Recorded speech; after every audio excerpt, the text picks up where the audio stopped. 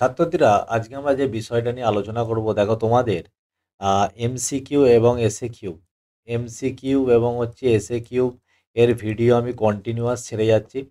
তো শুধুমাত্র তোমাদের রিকোয়েস্টে শুধুমাত্র এমসিকিউ এবং এসএকিউ তো পড়ে পরীক্ষায় পাস করা যায় না।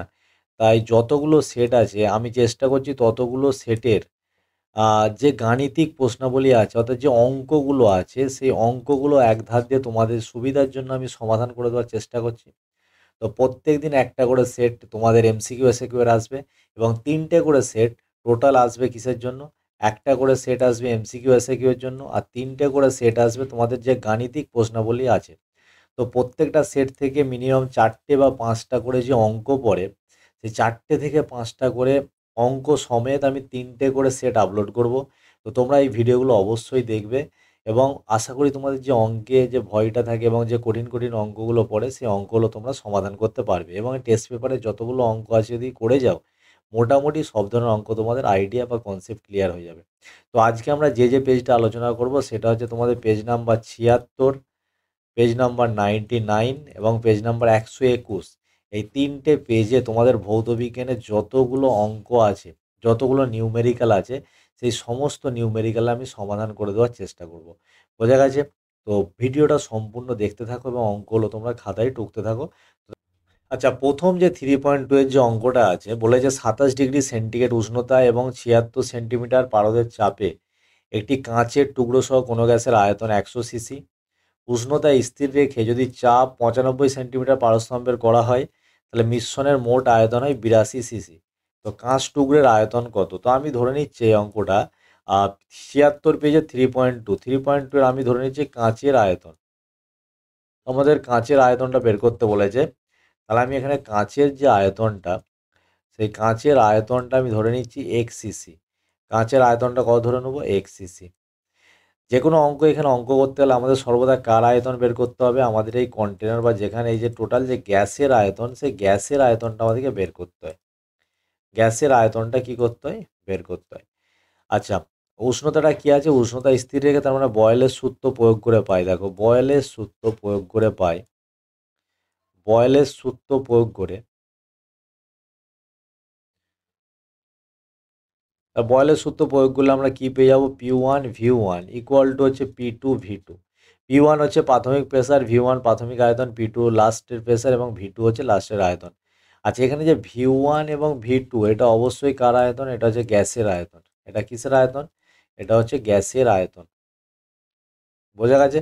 তাহলে প্রাথমিক যে প্রেসারটা ছিল 76 সেন্টিমিটার প্রেসার ছিল এবং V1 যে গ্যাসের আয়তন, দেখো এখানে কাঁচের টুকরো সহ আয়তন 100 সিসি। কাঁচের টুকরো সহ আয়তন 100 সিসি। তাহলে কাঁচের আয়তনটা আমরা যদি এক্স সিসি ধরে নিই তাহলে গ্যাসের আয়তনটা কত হবে? গ্যাসের আয়তন হবে 100 মাইনাস এক্স সিসি। P2 অন্তিম প্রেসার কত বলেছে? 95। তাহলে P2 এখানে 95 বসিলাম। V2 হচ্ছে মিশ্রণের মোট আয়তন, কাঁচের টুকরো সহ 82 সিসি। তাহলে শুধুমাত্র এখানে এই গ্যাসের আয়তনটা কত হয়ে যাবে? গ্যাসের আয়তনটা হয়ে যাবে তোমার 82 মাইনাস এক্স সিসি। বোঝা গেছে? তাহলে যদি এটা গুণ করি আমরা তাহলে হয়ে যাবে 7600 মাইনাস হয়ে যাবে এখানে 76x ইকুয়াল টু 95 আর 82 যদি আমরা এখান থেকে গুণ করি তাহলে পেয়ে যাবো দেখো 7790 মাইনাস হচ্ছে 95x। তাহলে এক্সগুলোকে যদি আমরা বাঁদিকে নিয়ে আসি হয়ে যাবে -76x প্লাস হচ্ছে 95x ইকুয়াল টু ডান দিকে পড়ে থাকবে 7790। 7600টা এইদিকে চলে গেল -7600।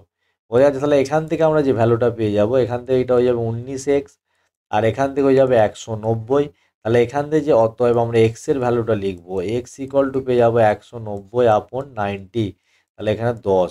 তাহলে এক্সটা আমরা কি ধরেছিলাম? এক্সটা আমরা ধরেছিলাম কাঁচের যে আয়তন। অতএব আমরা অ্যান্সার লিখে দিচ্ছি কাঁচ টুকরোর আয়তন। কাঁচ টুকরোর আয়তন কাঁচ টুকরোর আয়তন কত হয়ে যাবে? কাঁচ টুকরোর আয়তন হয়ে যাবে 10 সিসি। বোঝা গেছে? 10 সিসি। খুব ভালো অঙ্ক ছিল। তোমরা পেজ 76-এর 3.2। আচ্ছা, নেক্সট আমাদের অঙ্ক দেখো। নেক্সট হচ্ছে আমাদের পেজ 76ই চলছে। তো পেজ 76 পাতার 4.1-এর অথবা তারপরে যে তোমরা টেস্ট পেপারটা হাতে নিয়ে দেখো 4.1-এর অথবার অঙ্কটা। আচ্ছা, 4.1-এর যে অথবার অঙ্কটা কি বলেছে? 57 সেন্টিমিটার পারস্তম্ভের চাপে 27 ডিগ্রি সেন্টিগ্রেড উষ্ণতায় 2.2 গ্রাম CO2 গ্যাসের আয়তন কত? তাহলে CO2 গ্যাসের আয়তন জানতে চেয়েছে। তো 57 সেন্টিমিটার, এটাকে যদি আমরা অ্যাটমসফিয়ারিক প্রেসারে করে নিই তাহলে আমরা কি জানি? আমরা জানি, দেখো এখানে 76 সেন্টিমিটার পারস্তম্ভের চাপ, এটা চাপ ইকুয়াল টু কত হয়? 1 ATM। তাহলে এখানে তো 1 সেন্টিমিটার পারস্তম্ভের চাপ কত হবে?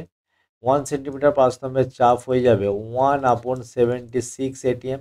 ভিডিওটা একটু অবশ্যই বড় হবে, যেহেতু গাণিতিক প্রশ্নাবলী আমরা সমাধান করছি, তো ভিডিওটা স্কিপ না করে সম্পূর্ণ দেখবে। আচ্ছা, তো এখানে 57 সেন্টিমিটার এইচজির চাপ, এইটার চাপ তাহলে কত হয়ে যাবে? তাহলে এখানে হয়ে যাবে 57/76 অ্যাটমসফিয়ার। তাহলে অ্যাটমসফিয়ারে আমরা চেঞ্জ করে নিলাম।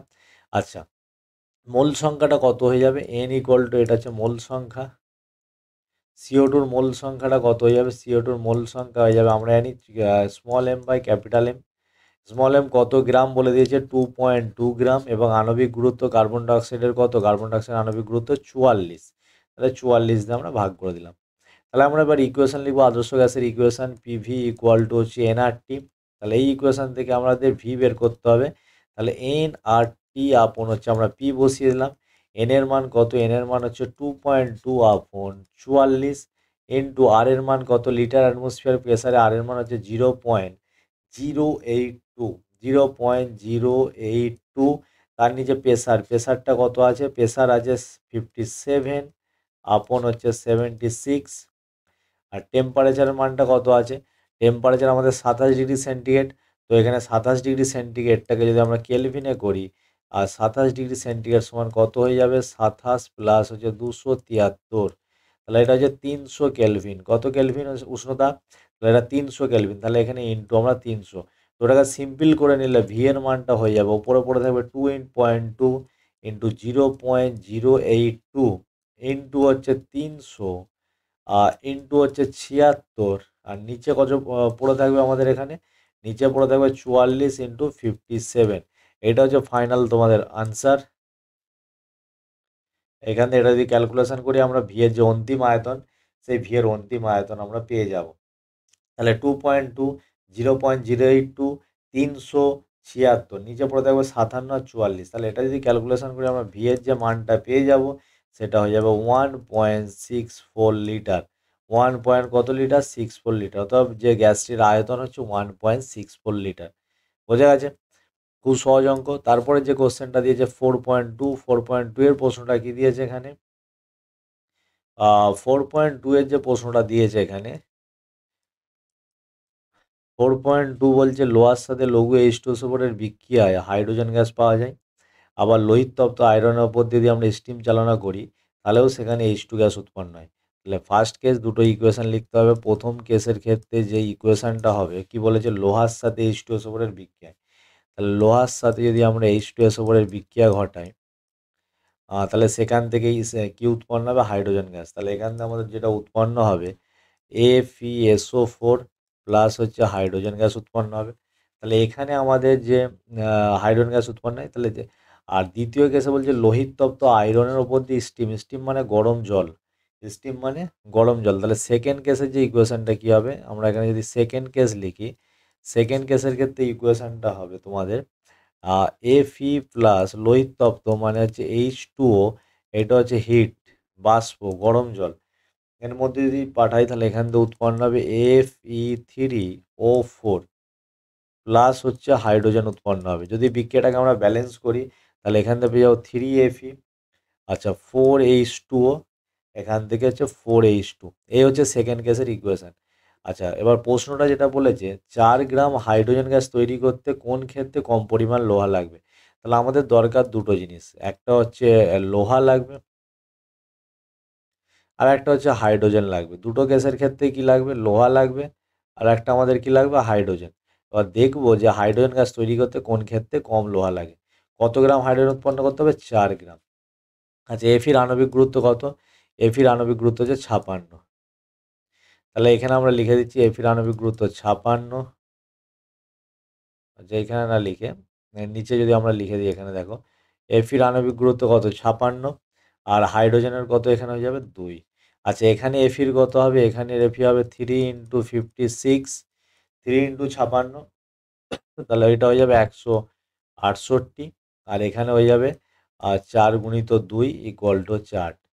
তাহলে প্রথম ক্ষেত্রে আমরা লিখছি, প্রথম ক্ষেত্রে এটা 2 গ্রাম হাইড্রোজেন উৎপন্ন করতে,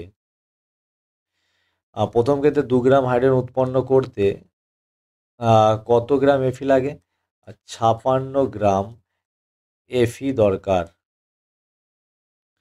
এবার প্রশ্নতে বলে দিয়েছে আমাদের 4 গ্রাম হাইড্রোজেন গ্যাস উৎপন্ন করতে হবে, তাহলে ডবল হবে। 4 গ্রাম H2 উৎপন্ন করতে 56 ডবল, কেন এখানে 2-এর ডবল 4, তাহলে 56 ডবল হচ্ছে 56 × 2 এত গ্রাম এফি দরকার। তাহলে এখানে আমরা যদি গুণ করি তাহলে আমাদের এখানে অ্যান্সার হয়ে যাবে 112 গ্রাম।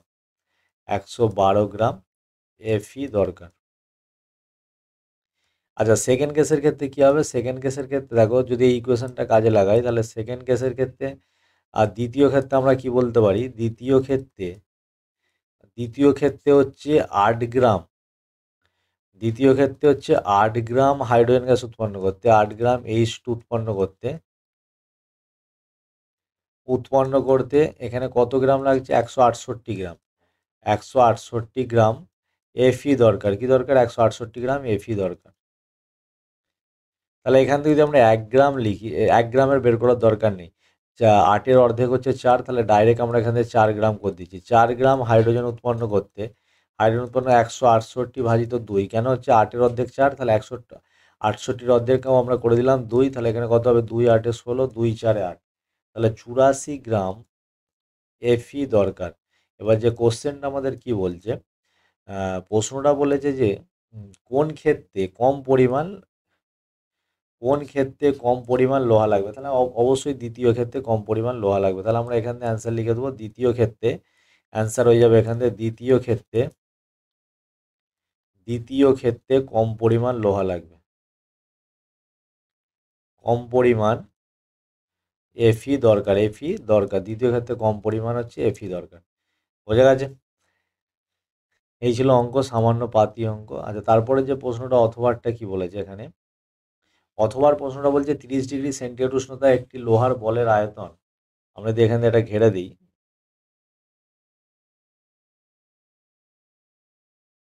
আচ্ছা এখানে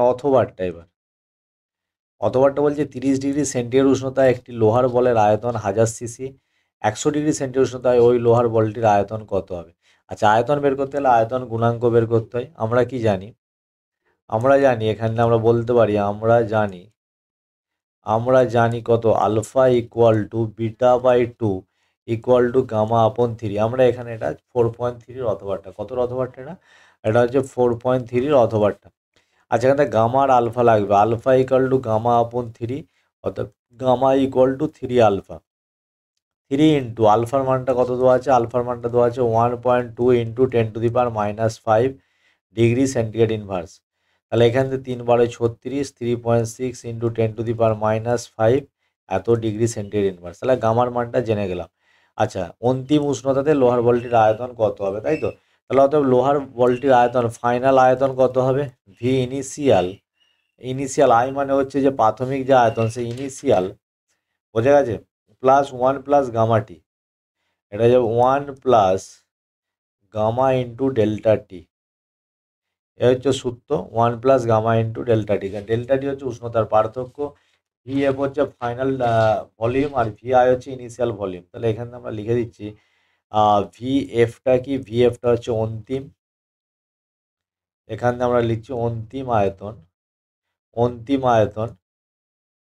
আর ভিআইটা হচ্ছে প্রাথমিক আয়তন, আর এখানে ডেল্টা টিটা কি? ডেল্টা টি হচ্ছে উষ্ণতার পার্থক্য, বোঝা গেছে? ডেল্টা টিটা কি? উষ্ণতার পার্থক্য। আচ্ছা, এখানে যে প্রাথমিক যে উষ্ণতাটা কত বলেছে, ফাইনালটা আমাদের বের করতে হবে। তাহলে ভি ইনিশিয়ালটা কত বলে দিয়েছে? 1000 সিসি। ইনিশিয়ালটা কত? 1000 সিসি।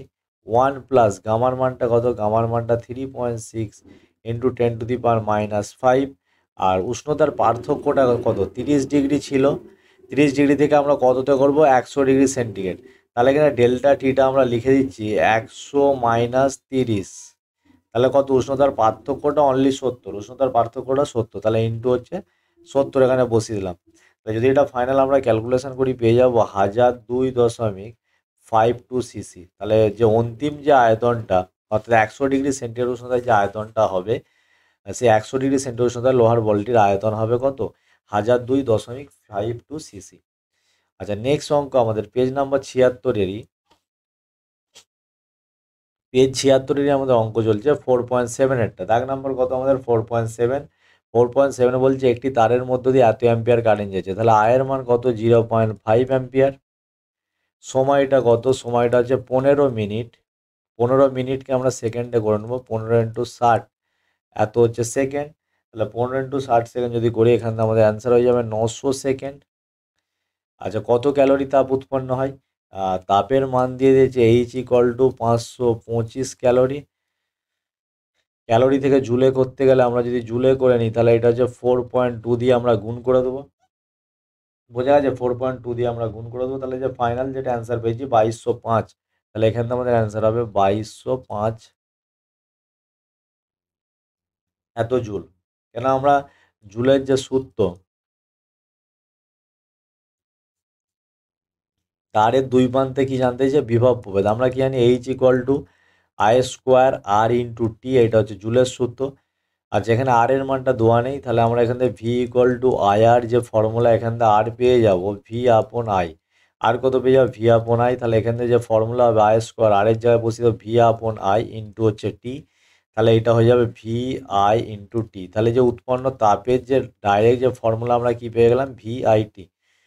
তাহলে এখান থেকে ভি এর মান আমাদেরকে বের করতে হবে। তাপের মানটা আমাদের কত দিয়েছে? তাপের মানটা দিয়েছে 2205। তাপের মানটা আমরা ক্যালকুলেশন করেছি কত? 2205। বোঝা গেছে? ভি এর মানটা বের করতে হবে। আয়ের মানটা কত? আয়ের মানটা হচ্ছে 0.5।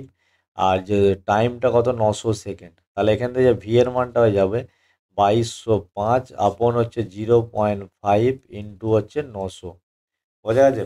2205 900 ইন্টু 0.5। তাহলে এটা যদি আমরা ক্যালকুলেশন করি, এখান থেকে পেয়ে যাবো 4.9। তাহলে ভি এর মান কত? 4.9। আর ইউনিটটা তোমাদের হয়ে যাবে ভোল্ট, VOLT। বোঝা গেছে? এটাই ছিল পেজ 76 নম্বর পেজের লাস্ট যে অঙ্ক, সেই অঙ্কের সমাধান। এর পরবর্তী পেজ যেটা আছে, পরবর্তী পেজ এখন 99 নম্বর পেজ। 99 নম্বর পেজে টোটাল 3টে অঙ্ক আছে। 99 নম্বর পেজে কত অঙ্ক আছে?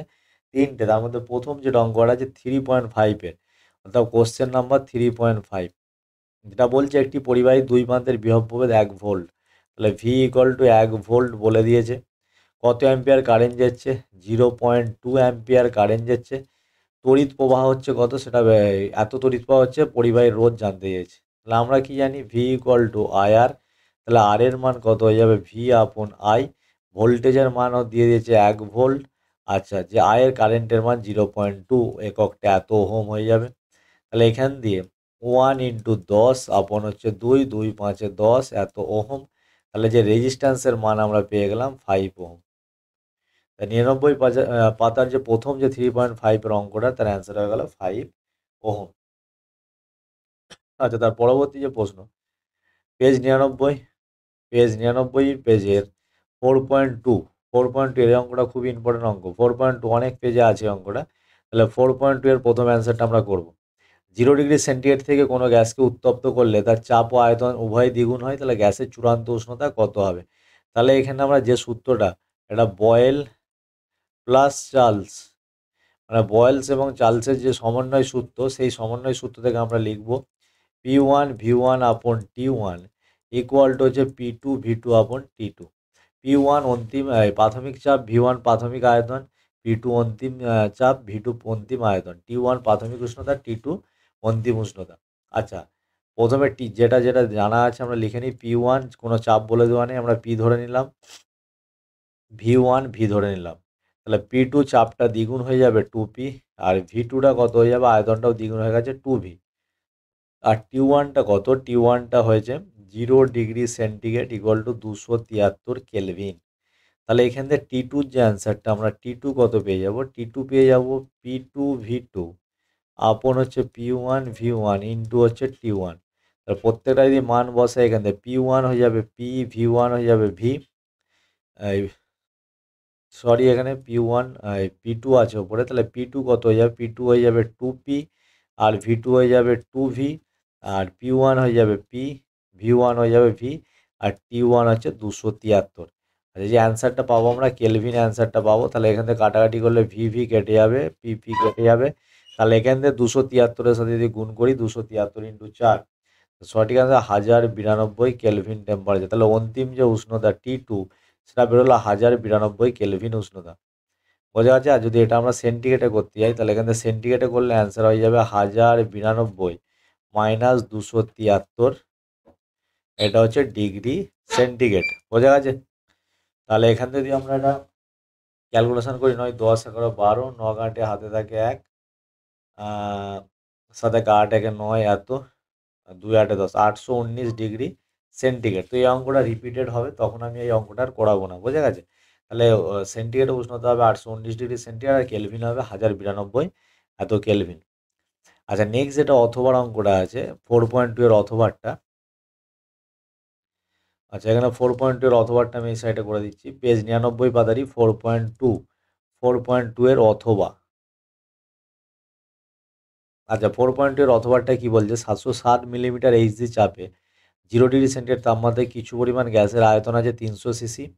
ওই চাপে মানে একই চাপ, কার সূত্র পড়বে? চার্লসের সূত্র পড়বে। 546 ডিগ্রি সেন্টিগ্রেড তাপমাত্রায় ওই গ্যাসের আয়তন কত হবে? তো এখানে আমরা 546 ডিগ্রি সেন্টিগ্রেডটাকে আগে কেলভিনে প্রকাশ করে নিতে হবে। তাহলে এখান থেকে আমরা 546 ডিগ্রি সেন্টিগ্রেডটাকে প্রথমে T1 কত? 0 ডিগ্রি সেন্টিগ্রেড ইকুয়াল টু যাবে 273 কেলভিন। আচ্ছা, T2 কত? T2 হচ্ছে 546 ডিগ্রি সেন্টিগ্রেড। তো এটা কত হয়ে যাবে? 546 প্লাস হচ্ছে 273 এত কেলভিন টেম্পারেচার। তাহলে 546 এখান থেকে যদি আমরা কেলভিনে করি, তোমরা এটা যোগ করো, 546 6 3 9, আচ্ছা 7 4 11, 1 নাবে হাতে থাকে 1, 5 7 1 8, 819 কেলভিন টেম্পারেচার। বোঝা গেছে? তাহলে T1 এত। আচ্ছা, এখান থেকে P1 কত? চাপ একই, তাহলে চাপ লেখার দরকার নেই। তাহলে এই যে চাপটা দেওয়া আছে, মনে মনে এই চাপটা আমরা কেটে দেবো। তাহলে আমাদের V1 কত? V1 আছে 300 সিসি। V1 কত আছে? 300 সিসি। আর V2 যেটা সেটাই জিজ্ঞাসা করতে হবে। তাহলে চার্লসের সূত্র কি বলছে? চার্লসের সূত্র থেকে আমি বেশি কিছু লিখাচ্ছি না, কম লিখেই তোমাদেরকে বুঝিয়ে দিচ্ছি। V1/T1 ইকুয়াল টু হচ্ছে V2/T2। চার্লসের সূত্র থেকে আমরা V1/T1 ইকুয়াল টু V2/T2, এখানে আমাদেরকে যেটা বের করতে হবে V2। তাহলে V2-র ফর্মুলা যেটা আসছে সেটা হয়ে যাবে V1/T1 ইন্টু হচ্ছে T2। তাহলে V1 এর মান কত? 300। আচ্ছা, T1 এর মান কত? 273। আর T2-র মান কত? T2-র মান বেরিয়েছে আমাদের 819। বোঝা গেছে? তাহলে 300 ইন্টু 819 আর 273 যদি কাটাকাটি করি, 273 3-এ 819, 3 3-কে 900 সিসি। কত সিসি? 900 সিসি। তাহলে অন্তিম আয়তনটা আমাদের কত বেরিয়ে গেল? অন্তিম আয়তনটা বেরিয়ে গেল 900 সিসি। তাহলে আমরা অ্যান্সার কি লিখবো? 546 ডিগ্রি সেন্টিগ্রেড তাপমাত্রা ওই গ্যাসের আয়তন কত হবে? 900 সিসি। আচ্ছা, বোঝা গেছে? আচ্ছা, নেক্সট অঙ্ক আমাদের, এরপর আমরা 121 নম্বর পেজে চলে যাব। দেখো 121 নম্বর পেজে, অর্থাৎ এবিটি এর যে 121 নম্বর পেজ, সেই এবিটি এর 121 নম্বর পেজে টোটাল 5টা অঙ্ক আছে। কতগুলো অঙ্ক আছে? টোটাল 5টা অঙ্ক আছে। তার মধ্যে প্রথম যে অঙ্কটা আছে 3.2, প্রথম অঙ্কটা আছে 3.2 এর অঙ্কটা খুব ভালো অঙ্ক। সেম 0 ডিগ্রি সেন্টিগ্রেড উষ্ণতায় কোনো গ্যাসকে উত্তপ্ত করলে ওই গ্যাসের চাপ ও আয়তন উভয় দ্বিগুণ হয়, গ্যাসের চূড়ান্ত উষ্ণতা কত? এইমাত্র সেম অঙ্ক আমরা যে 99 পেজে করে দিলাম, সেম 99 পেজ। দেখো এইমাত্র আমরা করে আসলাম এই অঙ্কটা, এই যে অঙ্কটা 0 ডিগ্রি সেন্টিগ্রেড উষ্ণতা 99 পেজের 4.2, আর 99 পেজ 4.2 সিমিলার অঙ্ক, তোমরা নিজেরা করে নেবে। আচ্ছা, নেক্সট দেখো, তারপরে যে অঙ্কটা, এটাও খুব ইম্পর্টেন্ট অঙ্ক, অথবারটা আমাদের দিয়েছে এখানে, যেটা আমাদের অথবারটা দিয়েছে যে 0.9 গ্রাম জলে অক্সিজেন পরমাণুর সংখ্যা কত? 0.9 গ্রাম জলে অক্সিজেন পরমাণুর সংখ্যা কত? আগে H2O এর আণবিক গুরুত্ব বের করো। হাইড্রোজেনের 2, 2 একে 2 প্লাস 16 সমান হচ্ছে 18।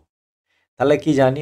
18 গ্রাম জলে মোট অণু, 18 গ্রাম জলে মোট অণু কতগুলো হবে? 18 গ্রাম জলে মোট অণু হবে যতগুলো অ্যাভোগাড্রো সংখ্যা আছে, তাহলে এখানে মোট অণু হয়ে যাবে 6.022 ইন্টু 10⁻23 এতটি। 18 গ্রাম জলে মোট অণু আছে 6.022 ইন্টু 10^23 আচ্ছা 1 গ্রাম জলে মোট অণু কত থাকবে 6.022 আপন হচ্ছে 18 ইন্টু 10^23 এবার যেটা আমাদের যে পরিমাণ দিয়ে যেটা বের করব তাহলে 0.9 গ্রাম জলে মোট অণু থাকবে কত 6.022 আপন হচ্ছে 18 ইন্টু 0.9 ইন্টু 10^23 এবার যদি আমরা কাটাকাটিটা করি দশমিকটা এখান থেকে তুলে দেবো, তুলে দিয়ে নিচে 10 বসে যাবে, 9 দুগুণে 18, 2 দিয়ে এটা কাটাকাটি করি, 2 3 6, 3.011 আর 10 দিয়ে 10^23কে ভাগ করলে হয়ে যাবে 3.011 ইন্টু 10^22 এতটি। এবার ভালো করে দেখো যে জলের অণু এতে অক্সিজেনের পরমাণু কটা, অক্সিজেনের পরমাণু একটা, হাইড্রোজেনের পরমাণু কটা, দুটি। তাহলে এবার আমাদের কোশ্চেন চেয়েছে অক্সিজেন পরমাণুর সংখ্যা কত, অতএব আমরা অ্যান্সার লিখব সেম এটাই হবে, অতএব 0.9 গ্রাম জলে জলে অক্সিজেন অক্সিজেন অক্সিজেন পরমাণুর সংখ্যা হয়ে যাবে কটা অক্সিজেন পরমাণু আছে একটা, তাহলে অক্সিজেন পরমাণুর সংখ্যা 3.011, এই অণুটার সাথে আমরা কত গুণ করে দেবো একটি, তাহলে অ্যান্সার হয়ে যাবে 3.011 10^, কত হয়ে যাবে 22টি। আর যদি সেম প্রশ্নটা অক্সিজেন না চেয়ে যদি হাইড্রোজেন চাইতো, যদি হাইড্রোজেন চাইতো তাহলে হতো হাইড্রোজেন কটা পরমাণু আছে দুটো, তাহলে 0. গ্রাম জলে অক্সিজেন না লিখে যদি এটা হাইড্রোজেন বলতো তাহলে হাইড্রোজেন বললে অ্যান্সারটা চেঞ্জ হয়ে যেত, হাইড্রোজেন পরমাণুর সংখ্যা বললে কত হয়ে যেত, এই যে অণুর সংখ্যাটা আছে 3.011 ইন্টু 10^22, এটার সাথে আমরা দুটো যেহেতু আছে দুটো হাইড্রোজেন পরমাণু তাহলে 2 গুণ করে দিতাম, বোঝা গেছে। এটা হচ্ছে হাইড্রোজেন বললে এটা অ্যান্সার হয়ে যেত, অক্সিজেন বললে এটা অ্যান্সার। নেক্সট যে কোশ্চেনটা আছে এখানে আমাদের দুটো প্রশ্ন আছে, দেখো প্রথম 4.2 এর প্রশ্নটা, 4.2 এর প্রশ্ন বিভাগ ঘ, যে 4.2 এর যে খোলা বাতাসে 250 গ্রাম CH3 উত্তপ্ত করলে এসটিপিতে কত আয়তন CO2 গ্যাস উৎপন্ন হবে। আগে আমরা CaCO3 এটাকে উত্তপ্ত করে দিই, উত্তপ্ত করলে কি উৎপন্ন হবে, উত্তপ্ত করলে উৎপন্ন হবে CaO প্লাস হচ্ছে CO2। আচ্ছা CaCO3 আণবিক গুরুত্ব কত আমরা বের করি, ক্যালসিয়াম 40, কার্বনের 12, অক্সিজেনের 348, তাহলে এটা হয়ে যাবে 100। আর কার্বন ডাইঅক্সাইডের তো আমাদের মুখস্থ হয়ে গেছে, কত অ্যান্সার হবে 44। তাহলে এত গ্রাম উত্তপ্ত করলে কত আয়তন CO2 উৎপন্ন হবে, বোঝা গেছে। তাহলে নর্মাল আমরা এখান থেকে 100 গ্রাম থেকে উৎপন্ন হয় 44 গ্রাম, 1 গ্রাম থেকে কত হবে, তাহলে আমরা এখান থেকে বলতে পারি যে 100 গ্রাম CaCO3 ক্যালসিয়াম কার্বনেটকে উত্তপ্ত করলে 44 গ্রাম CO2 উৎপন্ন হয়। যারা আমার প্রিভিয়াস ভিডিওগুলো দেখেছো রাসায়নিক গণনা তারা এই অঙ্কগুলো পারবে। 44 গ্রাম CO2 উৎপন্ন হয়। আচ্ছা 1 গ্রাম CaC থেকে উত্তপ্ত করলে কত হবে 44/100 গ্রাম CO2 উৎপন্ন হয়। এবার যেটা কোশ্চেন বলছে 250 গ্রাম, তাহলে 250 গ্রাম CaCO3 কে উত্তপ্ত করলে কত হবে 44/100 ইন্টু হচ্ছে 250, এত গ্রাম CO2 উৎপন্ন হবে। যদি কাটাকাটি করি আমরা এখান থেকে যে ভ্যালুটা পাবো, আর 0 0 কেটে যাবে, 5 দিয়ে কাটলে 5 গুণে 10, 5 5 25, আর 2 দিয়ে কাটলে 2 22 দুগুণে 44, তাহলে 5 গুণে 10 0, আর দেখে 1 5 10 11, 110 গ্রাম CO2 উৎপন্ন হবে, বোঝা গেছে 110 গ্রাম CO2 উৎপন্ন হবে। আচ্ছা এখানে কি বলেছে, আয়তন বলেছে, আমরা কি বের করলাম ভর, যদি আয়তন না বলে যদি ভর চাইতো, কি চাইতো ভর বললে এই অ্যান্সারটা হয়ে যেত। আমি এখানে তোমাদের পুরো ডিটেলস এটা বুঝিয়ে দিচ্ছি, 110 গ্রাম CO2 উৎপন্ন হবে।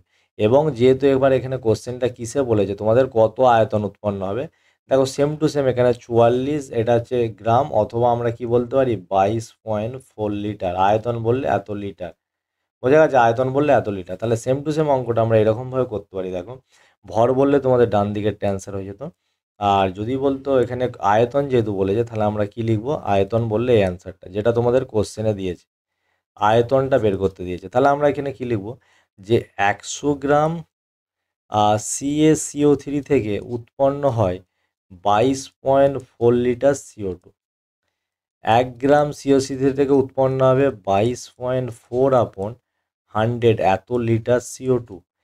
নেক্সট বলেছে কত 250, তাহলে 250 গ্রাম CaCO3 থেকে উৎপন্ন হবে 22.4 আপন 100 ইন্টু হচ্ছে 250 এত লিটার CO2। কত লিটার CO2? 250 22.4 আপন 100 ইন্টু হচ্ছে 250 এত লিটার হচ্ছে CO2। যদি কাটাকাটি করে এখানে ডাইরেক্ট তোমরা অ্যান্সার লিখো, তাহলে যদি আমরা কাটাকাটি করি এখান থেকে কত হবে, লাল পেন দিয়ে কাটাকাটিটা করি, আর 0 0 কেটে যাবে, 5 দিয়ে কাটলে 5 দুগুণে 10, 5 5 25, 2 দিয়ে এটা কাটলে 2 11 দুগুণে 22, 2 দুগুণে 4, তাহলে গুণ করলে 5 দুগুণে 10 0, আর থাকে 1, 5 5 11 55, 56, তাহলে 56 লিটার CO2। কত লিটার CO2 হবে?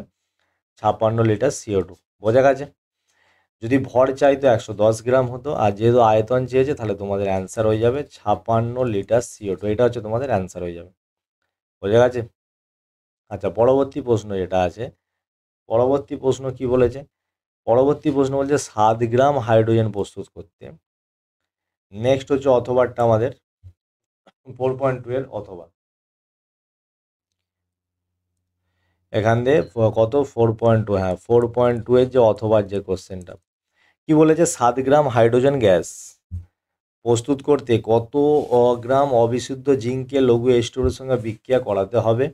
অবিশুদ্ধ জিঙ্কে 88% জিঙ্ক আছে, অবিশুদ্ধ জিঙ্কে 88%। আচ্ছা, টোটাল কত জিঙ্ক লাগে আমরা দেখি, তারপর আমরা ক্যালকুলেশন করব কত হবে। জিঙ্কের সাথে H2SO করে বিক্রিয়া, তাহলে যদি বিক্রিয়া করা হয় Zn প্লাস হচ্ছে H2SO4, এটা হচ্ছে লঘু, এটা হচ্ছে লঘু, তাহলে যেটা উৎপন্ন হয়ে যাবে ZnSO4 প্লাস হচ্ছে H2 হাইড্রোজেন গ্যাস উৎপন্ন হবে। আমাদের এখানে যেটা দিয়েছে দেখো, যে জিঙ্কের যে ইটা দিয়েছে 32, অ্যাকচুয়ালি জিঙ্কের পারমাণবিক গুরুত্ব 65 হয়। কত হয়? 65। তাহলে আমরা জিঙ্কের এখানে কত লিখবো? পারমাণবিক গুরুত্ব 65, আর কি উৎপন্ন হবে? হাইড্রোজেন গ্যাস এখানে 2। তাহলে আমরা লিখছি 2 গ্রাম H2 উৎপন্ন করতে 65 গ্রাম জিঙ্ক দরকার, 65 গ্রাম জিঙ্ক দরকার। তাহলে এখানে 1 গ্রাম H2 উৎপন্ন করতে কত গ্রাম জিঙ্ক দরকার? 65/2 এত গ্রাম জিঙ্ক দরকার।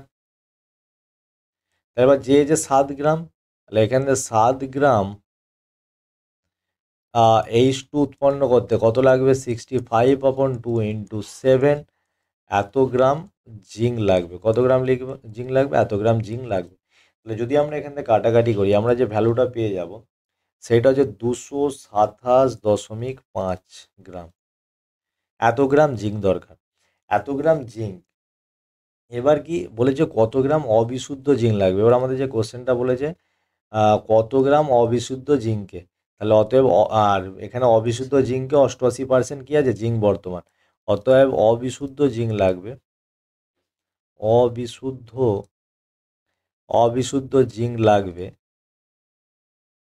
এটার ফর্মুলা হচ্ছে দেখো, বিশুদ্ধ জিঙ্ক আপন হচ্ছে শুদ্ধতার শতাংশ,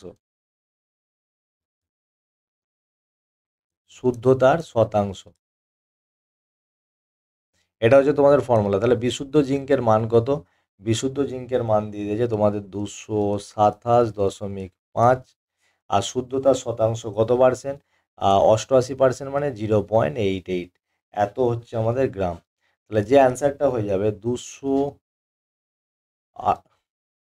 1 সেকেন্ড এটা মুছে দিই, এটা হচ্ছে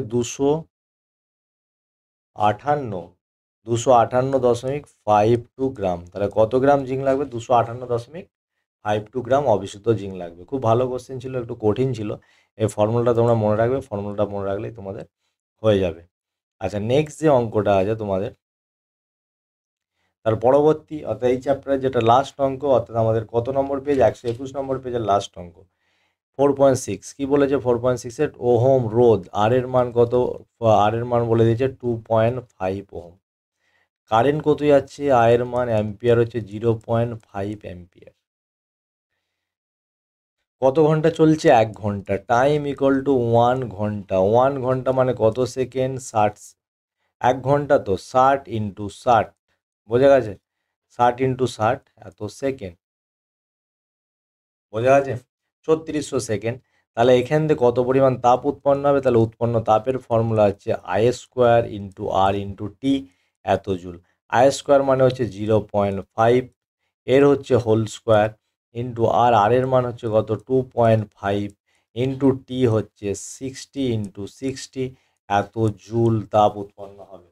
তো দেখো যদি এটা ক্যালকুলেশন করি, তাহলে তোমরা নিজেরা গুণ করে ক্যালকুলেশন করবে। যেটা স্কোয়ার আছে, স্কোয়ার মানে আমরা দুবার লিখে দেবো, 0.5 ইন্টু হচ্ছে 0.5 ইন্টু হচ্ছে 2.5 ইন্টু 60 সাথে 3600। তাহলে এখানে অ্যান্সার হয়ে যাবে তোমাদের 0.5 ইন্টু 0.5 ইন্টু 2.5 ইন্টু 3600। তাহলে এটা তোমাদের অ্যান্সার যাবে 2250, এত হচ্ছে জুল। বোঝা গেছে? তাহলে যে জুলটা অ্যান্সার হবে সেটা হচ্ছে 2250 জুল, এত তাপ উৎপন্ন হবে। বোঝা গেছে? 2250 জুল তাপ উৎপন্ন হবে। এই হচ্ছে তোমাদের অ্যান্সার। অর্থাৎ আজকে আমরা যে পেজগুলো করলাম সেটা হচ্ছে 76 পেজ, 99 পেজ, 121 নম্বর পেজের বিভাগ গ এবং হচ্ছে বিভাগ ঘ এর সম্পূর্ণ সমাধান করে দিলাম।